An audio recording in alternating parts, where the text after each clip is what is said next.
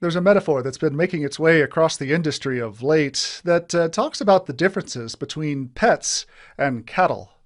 And although the cattle of this world probably don't appreciate the metaphor and what it intends to describe, this metaphor here is really designed to talk a bit about the differences between how you may have managed your Windows servers back in the old days and how you may deal with them as you start implementing things like Nano Server.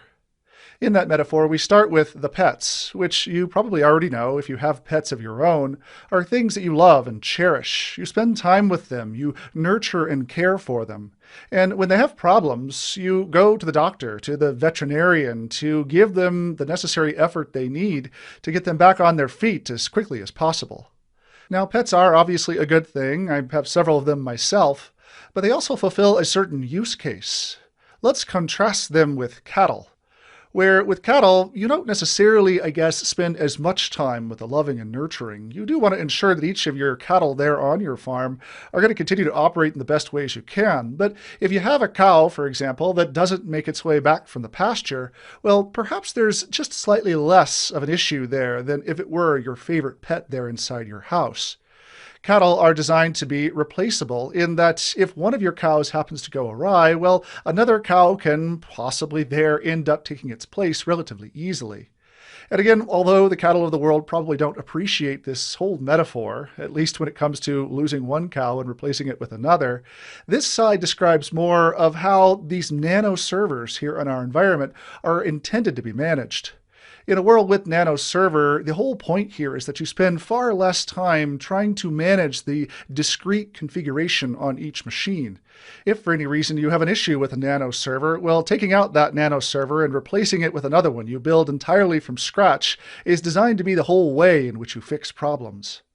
I introduced this here because our discussion on Nano Server has been moved over to an entirely different module here in this course, because the ways in which you install, deploy, and manage Nano Server are entirely different.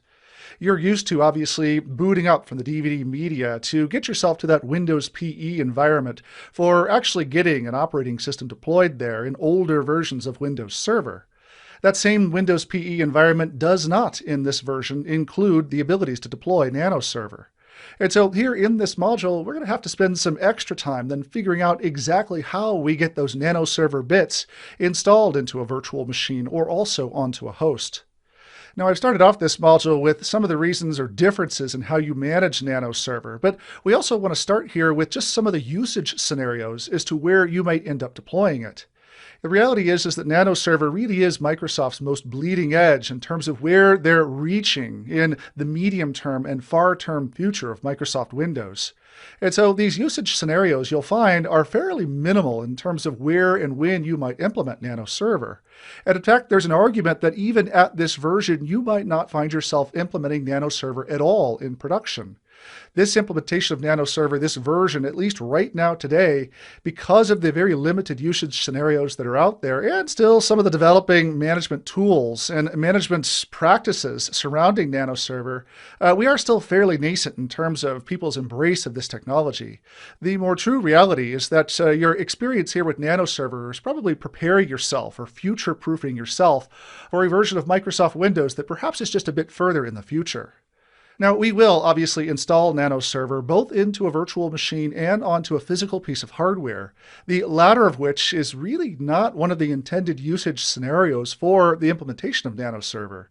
You'll find that it's relatively easy to deploy Nano Server on top of a Hyper-V host, but it gets quite a bit more difficult when you have some of the other usual things that are required as part of a server installation, like the application of drivers and updates and so on. We will, with those Nano Server instances then installed, go through some of the management tasks like installing roles and features there on our Nano Server. I'll show you just some of the commandlets you'll need to know in order to get those roles and features there installed. I've already talked about how Nano Server is a near headless solution. There really isn't all that you can do there, if anything at all, there on the head of the server itself. And so the management and configuration of Nano Server really is the remote management and configuration of Nano Server, and that itself really is Windows PowerShell. So the entirety of our conversation here is going to focus then on the management of Nano Server using the different PowerShell commands that you're going to need to know. And I should mention too that everything that you'll be seeing here, just like in that immediately previous module, I'm going to go through a long list there of PowerShell commands, but in the extra content associated with this course, you'll find that list in order of the commands that I execute here. So if for some reason you can't see the commands, or if you want to have your own copy of them, then take a look at that extra content there to find the entire list of what you can use and replicate in your own demonstration environment. To that end, if you are planning on following along with the different demonstrations that I'll be showing you here, there are a couple of prerequisites that you'll need to have laid into place. First and foremost will be a domain controller, which you can choose to build in whatever way you should choose. You can build that domain controller either manually, I'll be using the domain name company.pri, or you could use that domain controller script that exists there as part of the extra content associated with this course in that previous module.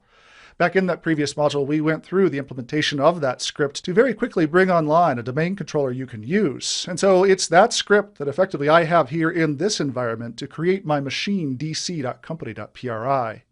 You also will want to build a Windows 10 instance and join it there to your Active Directory domain. This was optional back in our last module, but is a bit more required here because we want to show the actions and activities in remotely managing a nanoserver instance, or a couple of nanoserver instances. And so it's there inside of Windows 10 that we'll do a lot of the management here by remotely accessing that machine and running the commands there on the servers themselves. You also will want to, there on your Windows 10 device, go ahead and enable Hyper-V on that device. Or if you have Hyper-V on some other machine in your environment, be prepared to work with that Hyper-V instance there. We in this environment are going to take the Nano server download, the WIM file that exists there on the DVD ISO, and then wrap it up and deploy it off as a Hyper-V virtual machine. This presents the easiest deployment of Nano server to a virtual machine because of the commandlets that exist here with Hyper-V. And so even if you're working here in VMware Workstation as the hypervisor you're using for building these virtual machines, on that Windows 10 instance itself, you can also go about enabling Hyper-V to create this nested environment just for the deployment of these couple of Nano servers that we'll be working with. So I'll assume here that you've enabled Hyper-V on your Windows 10 instance, or that you have some other machine that you can interface with in order to run these Nano servers that we'll be working with.